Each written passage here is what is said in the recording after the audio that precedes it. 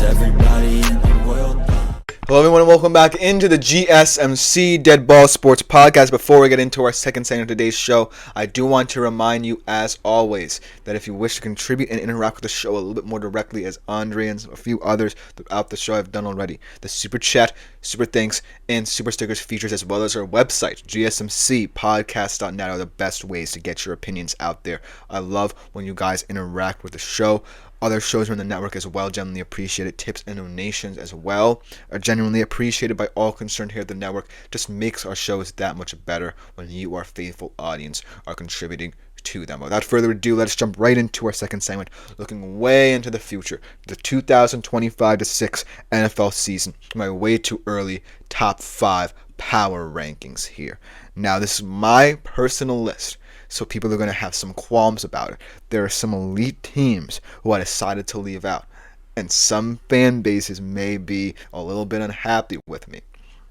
And ultimately, this is how I feel the top 5 will look like potentially once this offseason concludes, because there could be a lot of moves made by all these top teams I've selected that either put them in a better spot and could see them potentially move up in my mind, or they're already heading into the season with an infrastructure that I feel is worthy of a top 5 spot.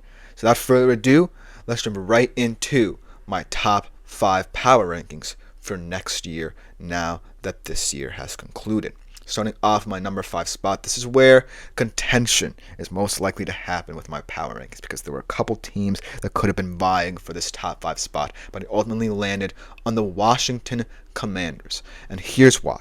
I'm going to be talking about this Commanders team all offseason. But here's why I really love the Commanders, even though you could say that right now they reside in perhaps the toughest division outside of, say, the NFC North in the entire NFL. Yes, the Cowboys, if they're healthy and Schottenheimer, can get them going, are going to have a shot in that division. The Eagles are coming off a Super Bowl victory, and as long as they maintain their core 4 offense and a couple of solid defensive pieces and can rebuild to the draft, they're going to be there as well. Maybe even running through the NFC, much like they did this year.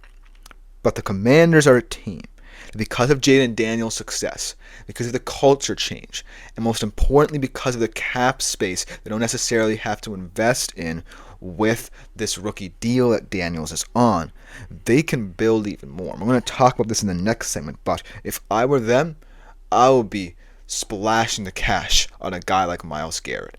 And yes, they need a couple other pieces offensively, maybe a perimeter wide receiver who can win along with McLaurin. But looking at this defense, they need a pass rusher. And it's not just about building around Daniels on offense. It's about building on both sides of the football. And you might lose a couple of these veterans you sign on one-year deals, so why not try and rebuild through free agency as well? The draft is also a potential spot where the Commanders could be picking a defensive prospect as well. And most importantly, the reason why I picked them over teams, say, like the Lions, like the Rams potentially, like the Vikings, or the Packers even, it's because of the way they can build, and most importantly, the fact that Jaden Daniels is still going to be on a rookie contract for the next 3 to 4 years. So that's why I feel like the Washington Commanders are a top 5 unit and can become a top 3 unit perhaps over the next coming months, depending on what they do this offseason. It's because of the promise that I put them here, not necessarily because I have any qualms or vendettas against any other team. So I'm sorry if I'm pissing off a couple of other fan bases, but they're my top 5 pick. Now, number 4, I have the Buffalo Bills. And this might be a little bit low for Buffalo, but this is another team that's highly depending on the offseason to build their roster. Obviously, we talk about their needs at the wide receiver position. The Amari Cooper midseason deal ultimately did not work out for them. But ultimately, I think they need to get a little bit bigger and more physical defensively as well. And also, looking at the secondary, a lot of people think it's one of the most underrated secondaries in the NFL, but they need a winner as well. And there were a lot of guys late in round 1 that I really like in the secondary the potential the Bills can draft and bring in. But they also need to look at other possibilities in free agency if I'm them, because a lot of these guys are getting up there in age or are going to be impending free agents in the next couple of years. So if I'm the Bills, yes, one of my concerns is getting another receiver for Josh Allen so that the pressure can be taken off him in big moments.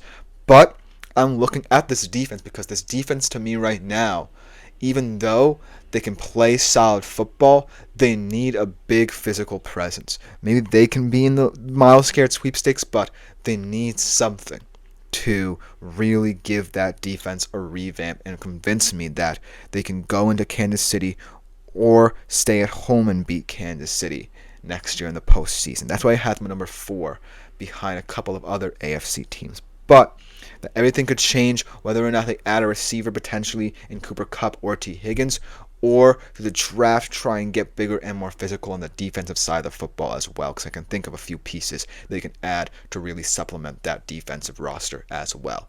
But for now, they sit at number 4. And at number 3, a team very similar to them, trying to get over the Kansas City hump as well. I just think they're a little bit further along. Maybe age is going to start to become a problem. Maybe free agents, especially along that offensive line, will start to become a problem. But ultimately, I just think they have a little bit better of a plan. And their defense, to me, is looking a little bit more stronger heading into the offseason than the Bills. And that is the Baltimore Ravens. I think this Ravens team, the reason why I like it a little bit more than the Bills, they have a better chance next year of getting over Kansas City. I feel like they have their run game implemented. I think that Lamar paired up against Allen is slightly more advantageous in dual threat situations. And this defense, to me, is starting to round into form post Mike McDonald. They started to find their footing a little bit more toward the end of the season. Yes, the Bills got them at home, but I think that was the only major reason as to why they lost that divisional round game. If that were at M&T Bank Stadium, I think that the Ravens might have pulled that one out. And that's how close these two teams are in my mind. But going forward, I think that the Ravens have less questions than the Bills, in my opinion. They have more pressing questions to answer because of that offensive line situation. Ronnie Stanley being a pending free agent. I believe McCary as well. But I do think that they can address a lot more of their questions either through free agency or through the draft, because they're not as many as the Bills have asked of themselves. So that's why for now I have Baltimore a little bit higher in my top 5 rankings than Buffalo, just because of the infrastructure they already have. As long as you have the dominant run game combined with, Zay Flowers and Rashad Bateman really improving in their second years in the league, and Isaiah Likely as well, I think that you have a better offensive game plan than Buffalo at this current juncture. And this is no indictment of Buffalo. That's just how I see it.